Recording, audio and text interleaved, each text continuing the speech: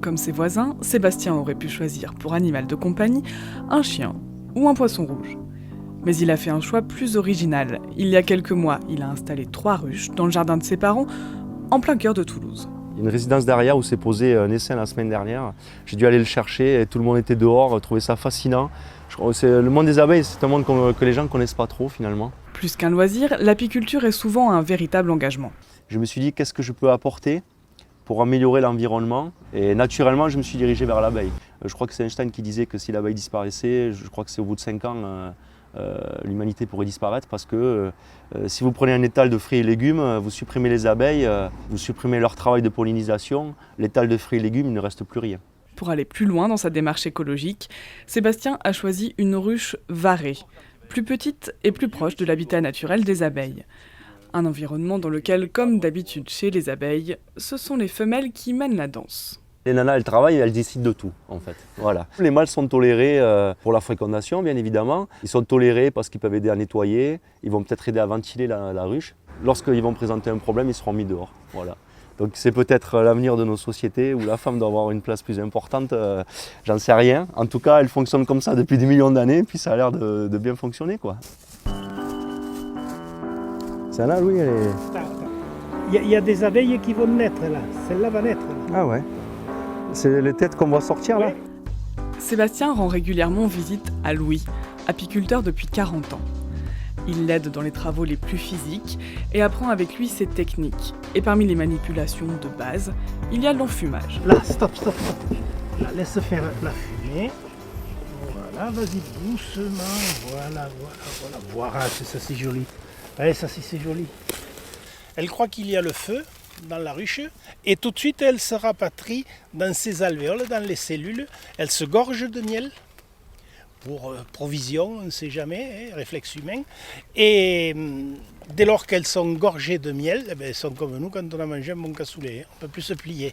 Et elles ne peuvent plus se plier pour piquer parce qu'une abeille pique en se pliant par la moitié. Elle sort son dard et elle pique. Vous voyez, là, elle bat le rappel. Vous voyez, cette abeille, là, bat le rappel. Là. Ça, c'est pas des larves, ça? Oui, qu'on voit là. Ah oui. Le miel de Louis est un miel de colza, butiné dans le champ voisin. Un miel très différent du miel de ville. Comme dans une grande ville où il y a différentes personnes, différentes races, différentes couches sociales. Moi, je dirais que le miel de citadin, il est un peu comme ça. Il y a plein de petites fleurs avec une faune très diversifiée. Et le miel de citadin, il ressemble à ça. Il est fleuri, il est un peu pétillant, comme dans une ville. Les miels de montagne sont plus ancrés dans leur terroir. Elles se mettent en haut. Alors, elles construisent ça toutes seules. Et au fur et à mesure qu'elles ont besoin de place, elles descendent. Et le couvain, il descend en même temps. Et elles stockent le miel en haut. C'est comme ça qu'elles font dans la nature. Les apiculteurs amateurs sont de plus en plus nombreux dans la région de Toulouse.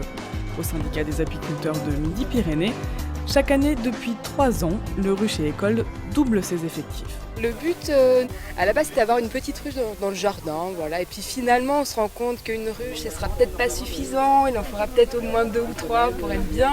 Après plusieurs heures de cours théoriques, aujourd'hui pour la première fois, les élèves vont visiter les ruches. Découvrir le monde de l'apiculture, des abeilles, voir comment tout ça fonctionne, c'est vraiment passionnant, quoi. Une fois qu'on la voit, on la repère. Ouais. Moi, je l'ai vu que sur des photos ou dans des films et elle était bien repérable, même sans couleur. La motivation initiale, en fait, c'est assez prétentieux, c'est de pouvoir participer à la biodiversité, en fait.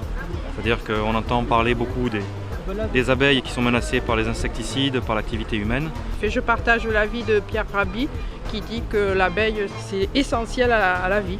Voilà. Et puis d'autres avant nous ont dit aussi que quand il n'y aura plus d'abeilles, il ne restera pas beaucoup de temps à vivre. Pour goûter le miel du rucher école, il faudra attendre le mois de juin, après la récolte. D'ici là, Leïla aura peut-être installé une ruche varée dans son jardin. Sébastien pense quant à lui à orner son toit d'un modèle de ruche encore plus rare et ne compte pas s'arrêter en si bon chemin. Vous voyez faire ça combien de temps encore, vous, l'apiculteur ? Le plus longtemps possible. Ouais, le plus longtemps possible. Si j'avais 10 ans de moins, je quitterais mon travail, je m'installerais.